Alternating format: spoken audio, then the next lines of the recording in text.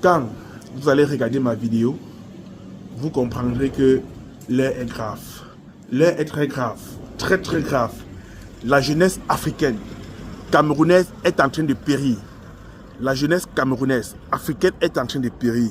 Voilà plus de 40 jeunes africains. Quand on dit plus de 40, on estime à 40 morts ce week-end dans un bateau, dans un pompe à air qui quittait les larges de la Tunisie pour l'Europe. Beaucoup de jeunes aujourd'hui veulent brûler les étapes de la vie. Écoutez-moi très bien. Hein? Beaucoup de jeunes aujourd'hui veulent brûler les étapes de la vie. Pourquoi je dis ça? Dans ce bateau, il y a eu au moins 12-16 Camerounais tués, dans lequel j'ai au moins les photos de ces 12 personnes. La plupart de ces jeunes ont quitté le Cameroun en volant leur patron, en volant leurs entreprises avant de quitter le pays. Chers jeunes, je vais vous dire quelque chose, vous qui êtes pressés. Est-ce que vous savez que quand vous volez l'argent de quelqu'un qui pleure, qui souffre des mois et des mois pour revenir sur pied, est-ce que vous savez que cet argent-là ne doit vous servir à rien? Cet argent ne doit vous servir à rien. Dans le bateau qui a fait naufrage au large de la Tunisie, il y a au moins 6 jeunes qui ont quitté le Cameroun et ont volé leur patron. Et je vais vous dire la vérité, aujourd'hui ces jeunes-là ont péri dans la traversée. Ne pensez pas vous aussi que c'est la malchance? Ne pensez-vous pas aussi que c'est ce qu'ils ont fait qui leur suit? Parmi tous ces jeunes qui ont péri, ils sont entre 15 ans et 20 ans. Le plus âgé ont 20 ans. Est-ce qu'à 20 ans, on a déjà une maturité pour le dehors? Non, je pense que non. Je pense que non. Entre 15 ans et 20 ans, on a encore besoin des conseils de papa, de maman, de la famille avant de prendre son envol. Quand je dis que ces jeunes sont pressés, pourquoi? Quand tu t'élèves à 16 ans, à 17 ans, tu portes 2 millions chez vous, 5 millions chez vous. Tu pars. Pourquoi tu ne prends pas le temps de travailler ces 2 millions à la sueur de ton front avant de quitter le pays? Parce que je vais vous dire quelque chose. Un bien mal acquis ne sert à rien. Parce que parfois, vos aventures échouent à cause de la malchance de vos comportements. Je vous dis la vérité, vous n'allez pas croire. Mais je vous parle, prenez de l'expérience. Quand tu voles l'argent de quelqu'un, la personne pleure pendant des mois. La personne souffre pendant des années pour remettre le pied sur terre. Quand vous voyez un PME, c'est-à-dire une petite et moyenne entreprise au Cameroun, qui fait son Orange Money, tu viens lui voler 3 millions, tu pars avec, tu pars au Canada ou tu pars en aventure. La personne va pleurer, doit s'endetter, doit rembourser pendant des années.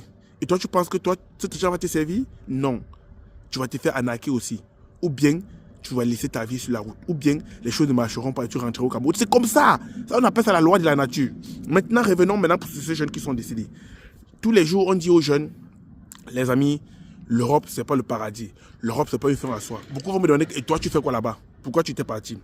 J'étais parti parce que j'ai rêvé aussi comme tous ces jeunes-là.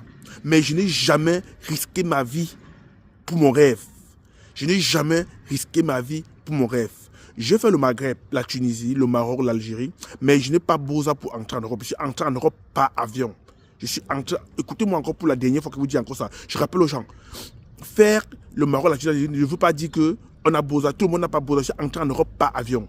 À mon époque, c'est les années 2010, on entrait par l'Ukraine, on entrait par la Bosnie, on entrait par le Kosovo, on avait beaucoup de routes. On avait beaucoup de routes qui passaient à mon époque. Donc, on n'était pas obligé de besoin. Moi, je n'ai pas besoin. Je suis entré en Europe par avion. Même si j'ai fait le Maghreb. Je suis allé au Maghreb pour chercher les moyens. C'est le capital de chercher ma traversée. C'est comme ça. Donc, c'est-à-dire, tu ne peux pas risquer ta vie au détriment de l'Europe. Nous sommes aujourd'hui en hiver. Regardez, j'ai mis le cache-nez parce que c'est l'hiver. Il fait très froid. Combien d'Africains dorment dans la rue? Mon ami, il y a plein. Mais aujourd'hui, le combat des Européens, c'est quoi? C'est rapatrier. Est-ce que tu vas risquer ta vie pour venir ici et te faire rapatrier? Pour une interrogation, je m'interroge. Vous qui financez le voyage, certaines familles conseillent leurs frères de beaux-arts ou leurs soeurs de beaux-arts. Je vois des grandes soeurs qui disent non, viens jusqu'en Tunisie, va te payer la traversée. Maman, c'est toi qui tues ton frère. Arrêtez ça. Soyons logiques. Arrêtez. Il y a des familles ici. Vous dites que oui, viens jusqu'en Tunisie et te paye la traversée. Pendant la traversée, il meurt. Qui lui a tué? C'est toi qui lui as tué. C'est toi qui lui as mis ça dans la tête. C'est toi qui as payé sa mort. Parce que tu sais bien que cette traversée, c'est la vie ou c'est la mort. Toi, tu le sais par cœur, hein, mais tu l'encourages quand même. C'est-à-dire que c'est toi qui as tué cet enfant. Tu as ta fille, elle a déjà 19 ans. Tu ne peux pas faire le groupement familial parce que l'âge est dépassé. Aide-la à se battre au pays. Pourquoi est-ce que tu vas lui faire prendre la route avec tous les dangers de la route, tout ce qui est sur la route, les maladies, les morts, les agressions? Parce qu'il veut à tout prix ta fille vient en Europe. Et la plupart des temps, quand cette fille entre en Europe, au bout d'un mois, tu ne comprends pas qu'elle n'est pas le père de sa mère. Je vous dis la vérité. Je vous dis qu'au bout d'un mois, tu ne comprends pas qu'elle n'est pas le père de sa mère. Il y a des gens ici qui ont dit que non. Depuis qu'ils se sont sacrifiés pour leur famille, ils ont fait venir toute leur famille en Europe. Ils sont peut-être à leur mère 6, tous les 6 sont en Europe. Mais ils ne se disent pas bonjour. Hein.